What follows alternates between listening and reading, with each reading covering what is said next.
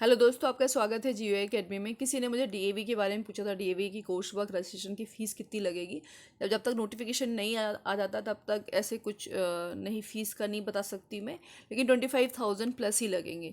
आज हम इस वीडियो में पीएचडी एंट्रेंस एग्ज़ाम 2022 और 23 के फॉर्म की बात करेंगे, वो भी आरजीपीवी, है ना, राजीव गांधी प्रौद्योगिकी विश्वविद्यालय भोपाल, है ना। यहाँ पे एंट्रेंस एग्ज़ाम हो रहे हैं 22-23 के लिए। तो देखेंगे, सबसे पहले आपको यदि देखना है, पूरी इन्फॉर्मेशन लेनी है, तो आपको ये टैप करना होगा, है ना, मतलब लिखना होगा, टाइप करना होगा। तो कुछ इस तरीके का फॉर्म ओपन होगा, online application for PhD entrance. इस पे आपको टैप करना होगा। टैप कर लिया हमने तो कुछ इस तरीके का पोर्टल ओपन हो जाएगा। यहाँ पे ए ग्रेड दिया हुआ है, नैक की टीम ने ए ग्रेड दिया है, और जो लोग भी असिस्टेंट रजिस्ट्रार की तैयारी कर रहे हैं तो उनको पता होगा कि नैक क्या होता है ना। तो मतलब कहीं ना कहीं आरजीपी भी अच्छी यूनिवर्सिटी कही जा सकती, क्योंकि ये पूरे जो है मध्य प्रदेश में जितने भी प्रोफेशनल वाले कोर्स होते हैं ये सारा रन करती है ना। तो यदि आप करना चाहते हैं, बरकतुल्ला यूनिवर्सिटी में सिलेक्शन हो गया आपका और आप चाह रहे हैं यहाँ एग्ज़ाम देने, तो दे दीजिए। कहीं ना कहीं आपको बहुत अच्छा एक प्लेसमेंट मिलेगा और एक अच्छा कैंपस रहेगा, और एक अच्छे मतलब एक बोलते हैं ना, एक इन्वायरमेंटल मिलता है, एक अच्छा इन्वायरमेंट मिलेगा। तो ये चीज़ें हो जाती हैं। तो आप चाहो तो आरजीपीवी से भी फॉर्म ज़रूर भर देना। चलो, तो किस तरीके का पोर्टल खुलेगा, तो हम ऐसे करके स्क्रॉल करते जाएंगे। फिर ये देखो, यहाँ पे एप्लीकेशन फॉर्म फॉर पीएचडी 2022-23 के लिए।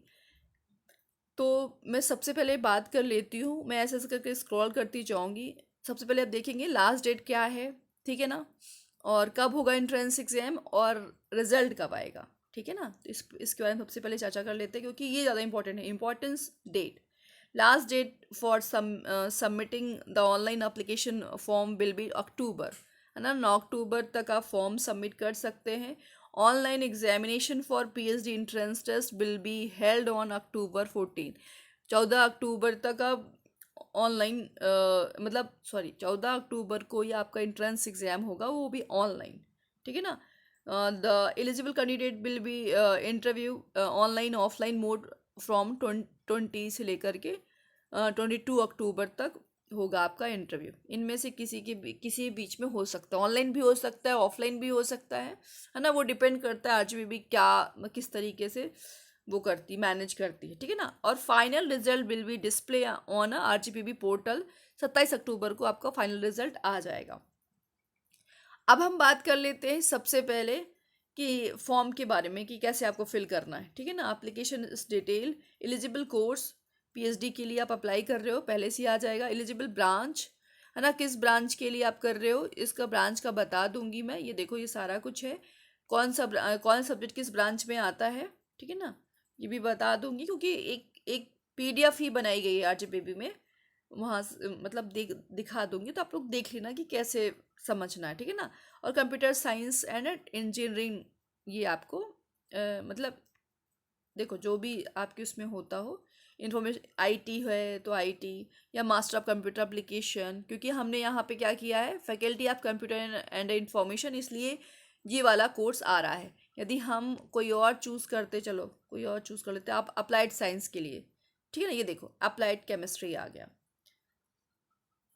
मतलब आपका जो भी सब्जेक्ट होगा उसके अकॉर्डिंग आपका ये एलिजिबल ब्रांच आ जाएगा अपने आप से, है ना। उसकी पीडीएफ है, वो भी ओपन करके बता दूंगी। चलो, इतना हो गया। फिर हमने देखा है, मतलब वो किया एप्लीकेशन, एप्लीकेंट नेम, जो भी आपका नाम है कैपिटल लेटर में लिखना, जो कि आपके 10th में नेम होगा, ठीक है ना। फादर्स नेम भी 10th के अकॉर्डिंग, मदर्स नेम भी 10th के अकॉर्डिंग। यदि आप मतलब आपकी नेशनलिटी क्या है, मतलब इंडियन है कि एनआरआई हो, या कि फिर नॉन इंडियन हो, है ना। क्योंकि आरजीपीपी में भी अलाउ करते हैं, जैसे मैनेट में अलाउ करते हैं, वैसे आरजीपीपी में भी अलाउ करते हैं, ठीक है ना। फिर उसके बाद आपकी कैटेगरी क्या है और जेंडर क्या है, मतलब फीमेल हो या मेल। फिर डेट ऑफ बर्थ क्या है आपकी। डोमिसाइल, एक बात का ध्यान रखना, यदि आप कैटेगरी से बिलोंग करते हो और आप चाह रहे हो कि कुछ कोटा आपको मिल जाए, क्योंकि SC ST का पहले से डिसाइड रहता है कि इतनी सीट रहेगी, मतलब इतना चांसेस है मिलने का। तो यदि डोमिसाइल शो कर दोगे तो कहीं ना कहीं आपको चांस मिल जाएगा। और यदि आप अदर स्टेट से तो जनरल से ही बिलोंग करोगे, है ना, मतलब यूआर से ही वो करोगे, आपको कोई ऐसा कोटा नहीं मिलेगा। अब चलो यहाँ पे आपको अपना एड्रेस डालना है, फिर पिन कोड डालना है, स्टेट क्या है, डिस्ट्रिक्ट क्या है आपका, मतलब आप कहाँ से बिलोंग करते हो वो आपको अपलोड करना है, मतलब डालना है, ठीक है ना, लिखना है। मोबाइल नंबर, ईमेल आईडी याद रखना है, मोबाइल नंबर और ईमेल आईडी सही डालना। और जी जो अल्टरनेट नंबर हैं उनको लिख देना, है ना। यदि आप कभी भी आपने इंट्रेंस एग्ज़ाम दिया हो आरजीपीबी का तो उस पर भी आप एस कर देना, ठीक है ना। चलो, और कौन से ईयर आपने इंट्रेंस एग्ज़ाम में बैठे तो कितने मार्क्स आपको मिले थे। यदि आप सर्विस में है तो यस डालो, नहीं हो तो नो डालो। और यदि candidate has a qualified GATE और NET during the last 5 year, तो उसमें आपको जो है, यदि आप 5 ईयर में आपने मतलब पास किया है नेट या गेट, तो उस पर ऐसे डालो, अदरवाइज नो डाल दो, ठीक है ना। अब आपको यहाँ पे एजुकेशन क्वालिफिकेशन लिखना है, 10th 12th, है ना, board name, passing year, marks obtain out of, कितने में आपको कितने मार्क्स मिले, ठीक है ना, और डिवीज़न क्या है, ठीक है ना। इसी तरह 12th का डालना है, फिर यूजी का, फिर उसके बाद पीजी का। फीस कितनी लगेगी, 750 फीस, ठीक है। अब पेमेंट का मोड जो भी आपको इसमें ऑप्शन में दिख जाएगा वो ऑप्शन आप क्लिक कर लेना, ठीक है ना। और यहाँ फिर आपको फिर यहाँ पे ये करना है, मतलब वो करना, टिक कर देना है, और फिर कैंडिडेट फ़ोटोज़ अपलोड कर देना, और यहाँ पर आपको सबमिट का एप्लीकेशन भर देना है, मतलब सबमिट कर देना। एक बात का ध्यान रखना, सबसे पहले आपको तो ये जानना ज़रूरी है कि आप इसके लिए एलिजिबल हो या नहीं, आपके पीजी में 55% है या नहीं, आप यूआर से बिलोंग करते हो तो 55% होना ज़रूरी है। यदि आप SC ST या OBC हो, देखो यहाँ पे पढ़ लो, है ना, OBC हो तो आपको 5% का रिलैक्सेशन, मतलब 50% में हो सकता है सिलेक्शन आपका, ठीक है। और हाँ, जो भी कैंडिडेट जिनका रिजल्ट अभी अवेटेड है वो इंटरव्यू के टाइम तक अपना अपनी मार्कशीट सबमिट कर सकते हैं, है ना, तो उनको अलाउ किया है। मतलब आप अभी रिजल्ट अवेटेड है, लेकिन ये है कि इंटरव्यू के टाइम तक आपको रिजल्ट मिल जाएगा तो आप इस फॉर्म को भर सकते हैं। 750 रुपीज़ का चार्ज है, किसका, फॉर्म का, PhD इंट्रेंस एग्ज़ाम का फॉर्म का, ठीक है ना। देखो, यदि आप 30 साल के हो, है ना, यदि आपको फेलोशिप चाहिए, 30 साल तक ही फेलोशिप मिल पाएगी, 30 साल के बाद आपको फेलोशिप नहीं मिल पाएगी।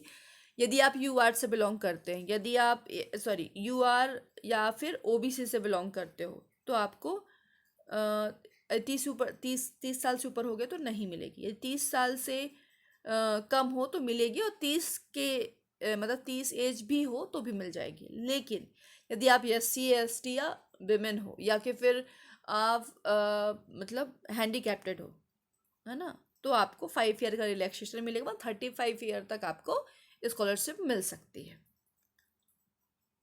OBC का नहीं दिया है ना यहाँ पे, एक बार आप लोग देख लेना अच्छे से डिटेल में, क्योंकि ये देखो नहीं दिया यहाँ पे। हाँ, कैंडिडेट और क्या करना है, 1 मिनट, चलो आप लोग थोड़ा डिटेल में देख लेना कि क्या कैसे है, जितना मुझे बताना था, क्योंकि वीडियो बहुत लंबी हो जाएगा इस वजह से। चलो ये देखो, यहाँ से rule for PhD entrance exam 2022-23 के लिए वैकेंसी कितनी है ये भी बता दी जाएगी। चलो एक एक करके थोड़ा ओपन ही कर लेते हैं, ठीक है ना, जिससे आपको भी थोड़ा सुविधा हो कि कैसे क्या देखना है आपको। चलो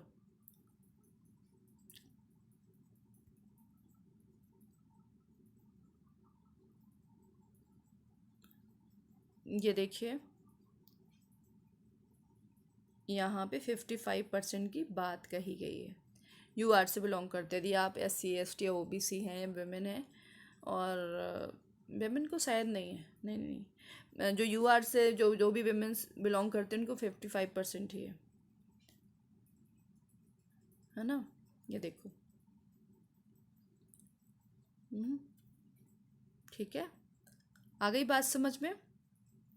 और ये देखिए, a candidate who has not completed master degree, है ना, is permitted to appear in a entrance test for PhD program. However, such candidates shall be required to submit a certificate of passing the master degree along with the marks and the grade obtained at the time of the interview. Interview के time में आपको एक provisional marksheet जो मिलती है ना, वो provisional आप मार्कशीट आप इसमें दिखा सकते हो और बैठ सकते हो, ठीक है ना।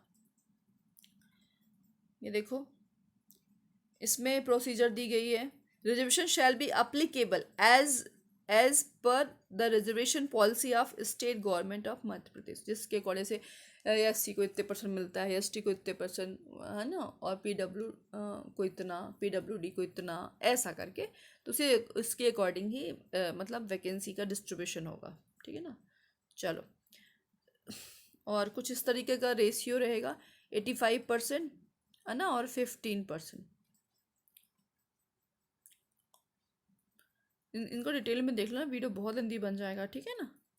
चलो, और हाँ, न्यू पीएचडी ऑर्डिनेंस 11 आया है, जो कि 2019 वाला है। 2/5/19 को वो हुआ था, पब्लिश हुआ था, आरजीपीबी की वेबसाइट में भी है ये, तो आप लोग देख लेना, सारा कुछ दिया हुआ है। अब हम इसके बाद बैग चाहते हैं, 1 मिनट,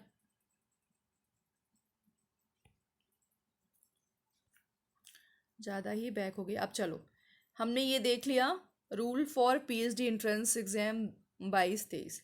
अब हम वैकेंसीज देखते हैं, ठीक है ना। चलो, इस पर हम टैप कर देते हैं, टैप कर दिया। सब कुछ बहुत आसान है, बस यही है कि आपको थोड़ा डिजिटलाइजेशन मतलब डिजिटल से रूबरू होना चाहिए आपको, ठीक है ना। ये देखो, बायोमोलिकुलर इंजीनियरिंग, बायोटेक्नोलॉजी 5 वैकेंसीज़ हैं, है ना। Environmental and energy technology 10 vacant सीटें हैं। नैनो टेक्नोलॉजी में, इसमें क्या है, ये कुछ मतलब हो भी सकता है, नहीं भी हो सकता है, ऐसा है ना। और फार्मास्यूटिकल साइंस में 18 है, ये घट भी सकता है और बढ़ भी सकता है, ऐसा है, ठीक है, ये जो वैकेंसी है। और इंफॉर्मेशन आईटी में है 7, और आर्किटेक्चर में है, इसमें कुछ ब्लैंक ब्लैंक दिखाई दे रहा, पता नहीं क्या है ना। चलो, अब हम देख लेते हैं name of branch. Mechanical engineering 12 vacancies हैं। सिविल इंजीनियरिंग में 8 हैं, ठीक है ना। इसी तरीके से इलेक्ट्रिकल इंजीनियरिंग में 10, है ना। इलेक्ट्रॉनिक्स एंड कम्युनिकेशन इंजीनियरिंग में 1, कंप्यूटर साइंस एंड इंजीनियरिंग में 14, एंड अप्लाइड मैथमेटिक्स में 5, केमिस्ट्री में 3 और 7। मतलब मैथ्स, केमिस्ट्री, फिजिक्स वाले फॉर्म भर सकते हैं। ये जो इतने हैं सब्जेक्ट, इनके फॉर्म आप लोग भर सकते हैं यदि आप लोग इससे पीजी करा है तो, ठीक है ना। और अफिलिएटेड कॉलेज ऑफ आरजीपीबी के लिए भी वैकेंसीज हैं, है ना। इसके अकॉर्डिंग भी आपको मिलता है, इसके मार्क्स के अकॉर्डिंग। Mechanical engineering 178। ये जो वैकेंसी है, ये यूटीडी के लिए है। मतलब यूटीडी मतलब जो आरजीपीबी के अंदर ही कैंपस, मतलब यूनिवर्सिटी के अंदर ही ये सारी वैकेंसी, आप वहीं जाकर रिसर्च करोगे, वहीं वो सब रहोगे, ठीक है ना। लेकिन ये जो है, ये कॉलेज, जो भी कॉलेज अफिलिएटेड है, वहाँ आप जाकर के रिसर्च कर सकते हो, रिसर्च सेंटर में जाकर के। यहाँ सीटें खाली हैं। Updated college of RGPV, mechanical engineering 178, civil engineering 198, electronics, एक मैं थोड़ा जूम कर लेती हूँ, ठीक है ना। इसी तरीके से इलेक्ट्रॉनिक्स कम्युनिकेशन इंजीनियरिंग 96, ये सब आप देख लो। अप्लाइड केमिस्ट्री में 57, अप्लाइड मैथमेटिक्स में 84, अप्लाइड फिजिक्स में 19। नैनो टेक्नोलॉजी, ये बहुत अच्छा है नैनो टेक्नोलॉजी, लेकिन यही कि थोड़ा टफ है और थोड़ा एक्सपेंसिव भी है। यदि आप जेआरएफ से बिलोंग करते हैं, मतलब जेआरएफ है, जेआरएफ बिलोंग मतलब फेलोशिप मिलती है, तो अच्छा है नैनो टेक्नोलॉजी में, और नए नए हैं अभी, तो अच्छा कर सकते हैं आप। आर्किटेक्चर, इसमें भी अच्छे पैसे हैं। फॉरेन में आर्किटेक्चर में बहुत पैसे मिलते हैं, 30-40 लाख का पैकेज स्टार्टिंग में रहता है ना। 23 है इसमें, और फार्मेसी में 72, केमिकल इंजीनियरिंग में 23, एंड एनर्जी टेक्नोलॉजी में 13, ठीक है। चलो, ये सारी हैं वैकेंट सीटें हैं जो कि आपने देख लिया। यदि आपको लगता है कि हमको आरजीपीबी के अंदर कैंपस से ही करना है, तो आपके लिए यदि मतलब केमिस्ट्री से करना चाहते हो तो 3 ही सीटें हैं, अप्लाइड मैथमेटिक्स से करना चाहते हो तो 5 ही सीटें हैं। अब बाहर मतलब इन अदर कॉलेज जो अपलेटेड कॉलेज है उनमें करना चाहते हो तो 178, 198, 109 ऐसे करके वैकेंट मतलब वैकेंट सीटें हैं। ठीक है, तो यही है। यदि आपको यूटीटी चाहिए, देखो साफ शब्दों में लिखा यूटीटी है ना, यूआईटी। चलो अब और देख लेते हैं क्या है नोटिफिकेशन में। ये बी नंबर देखते हैं इसमें क्या है। ये देखो, यदि आप faculty of computer information choose करते हो तो सब्जेक्ट कौन कौन से आएंगे, सीएस आएगा, आईटी आएगा और सीए आएगा, मास्टर ऑफ कंप्यूटर एप्लीकेशन। ठीक है ना।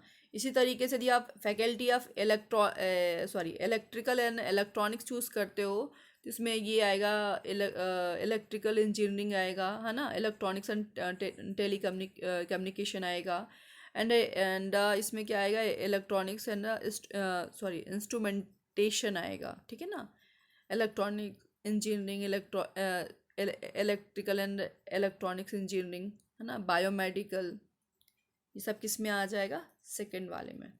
अब थर्ड में फैकल्टी ऑफ इंडस्ट्रियल टेक्नोलॉजी, इसमें मैकेनिकल इंजीनियरिंग, है ना, industrial and production engineering, automobile, chemical engineering and energy and environment. इसी तरीके से फोर्थ है faculty of construction technology, civil engineering, construction engineering management CN, architecture and fire and technology safety engineering. Faculty of applied science, जिसमें आपको ये normal जो जैसे physics, mathematics, chemistry, maths हो गया, फिजिक्स हो गया, केमिस्ट्री हो गया, है ना, बायोटेक भी है, अच्छी बात है, बायोटेक है, वाह बहुत सही, और नैनो टेक्नोलॉजी भी, इस पर आप काम कर सकते हैं। ठीक है ना। सिक्स्थ है फैकल्टी ऑफ फार्मेसी, यदि आपने फार्मेसी मतलब एम फार्मा करा है तो आप फार्मेसी से कर सकते हैं। बस इतने ही उसमें ये जो दिए गए हैं इतने में ही आपके हो सकते हैं। यदि आप जो है आपका सब्जेक्ट अलग है और आप चाह रहे हो भरना तो एक बार ट्राई कर लेना, यदि आपके सब्जेक्ट को ऑप्शन आ रहा है उसमें तो कोई दिक्कत नहीं, भर देना, लेकिन इतना ही है। ठीक है, चलो अब और देख लेते हैं। अब क्या है, click here to view syllabus, syllabus देखना है, सिलेबस मान लो देखना है। चलो सिलेबस नहीं, पहले ये वाला देख लेते हैं, एडीएफ और आरडीएफ क्या है ये। ठीक है ना, अलग अलग हैं, पीडीएफ हैं, इनको थोड़ा समझ लेना, है ना गाइ। जो भी AICT जो कहता है उसके अकॉर्डिंग आपको करना होगा। ठीक है, ये सारा कुछ है जो मैंने बताया है, वही सब चीज़ें हैं, कोई ज़्यादा एक्स्ट्रा नहीं है। और ये बताइए कि कैसे आपको मतलब मार्क्स मिलेंगे और क्या क्या है, AICT का अप्रूवल, है ना, फेलोशिप कैसे मिलती है, ये सब आपको पता होना चाहिए। आप देख लेना एक बार अच्छे से और वो कर लेना। ठीक है ना। और आपका अवार्ड कैंसिल हो सकता है, कैसे, यदि आपने क्या बोलते हैं उसको, मुझे याद नहीं आ रहा है, यदि आपके उसमें प्लेगरिज्म लगा हुआ है, ठीक है ना, और आपका जो भी आपके यदि आपने कोई भी रिसर्च वर्क में फेल हुए हो, एनी इन एनी एग्जाम, देखो क्या लिखा हुआ है, unsatisfactory progress of the research work, failure in any exam related to PhD, cancel हो सकता है, मतलब आपकी फेलोशिप कैंसिल हो जाएगी। ठीक है, और ये सब रूल पढ़ लेना, चलो अच्छे से पढ़ लेना। अब हम आगे की ओर देखते हैं, चलो पढ़ लेना, देख लेना क्या है कैसा है। ठीक है, और RDF को देख लेना। RDF में ये है कि आप में जो भी सब्जेक्ट से आपका अप्लाइड साइंस है, ठीक है ना, तो उसमें सिलेबस आप टाइप करोगे तो मिल जाएगा। केमिस्ट्री है, बायोटेक्नोलॉजी है, नैनो टेक्नोलॉजी, फार्मेसी है, CS IT, CA फिजिक्स है ना, सिविल इंजीनियरिंग है, इलेक्ट्रॉनिक्स कम्युनिकेशन है, एंड इलेक्ट्रिकल इंजीनियरिंग है, या कि फिर इलेक्ट्रॉनिक्स इंस्ट्रूमेंटेशन है, केमिकल इंजीनियरिंग है, मैकेनिकल इंजीनियरिंग है, एनर्जी टेक्नोलॉजी, इनमें से कोई भी है आपका सब्जेक्ट। चलो अब एक बार हम व्यूज़ कर लेते हैं ना, व्यू ही कर लेते हैं। ये देखो, ये सारा कुछ है क्या अप्लाइड, हाँ अप्लाइड मैथमेटिक्स के लिए ये, ठीक है, देख लेना आप अच्छे से। और मान लो चलो हम केमिस्ट्री के लिए देख लेते हैं, केमिस्ट्री में कैसा है। फिजिकल केमिस्ट्री है, इनऑर्गेनिक केमिस्ट्री है, ऑर्गेनिक केमिस्ट्री है, and analytical chemistry, industrial chemistry, statistical and research aptitude. मतलब रिसर्च एप्टीट्यूड से भी क्वेश्चंस रहेंगे, है ना। आपको लगता है, एक बार अच्छे से सिलेबस को देख लेना। मान लो हम जाते हैं कहाँ, केमिकल इंजीनियरिंग में, ये है सिलेबस। थर्मोडायनेमिक्स हो गया, है ना, मैकेनिकल ऑपरेशन हो गया, हीट एंड मास ट्रांसफ़र हो गया, केमिकल रिएक्शन इंजीनियरिंग हो गया, इंस्ट्रूमेंटेशन एंड प्रोसेस कंट्रोल हो गया, ये सारी चीज़ें हैं। और ये लास्ट में देखो यहाँ पे स्टैटिक्स एंड रिसर्च एप्टीट्यूड है, ये सारी इन्फॉर्मेशन, मतलब ये आपको पढ़ना होगा, इससे भी क्वेश्चंस आएंगे, ठीक है ना, वो रिसर्च के लिए थे। और भी ये मान लो हम एनर्जी टेक्नोलॉजी को देख लेते हैं, क्या है इसमें, है ना।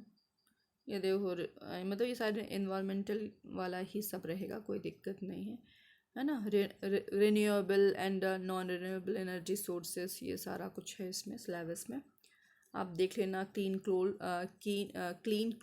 कोल एंड ग्रीन पावर टेक्नोलॉजी, है ना, ज़्यादा नहीं है इसमें, आप बहुत इजीली पास हो सकते हैं। बस यही है कि मार्क्स आपको अच्छे, मतलब थोड़ा अच्छे गेन करने होंगे, इंटरव्यू भी आपका टॉपिक बहुत अच्छा होना चाहिए, ठीक है।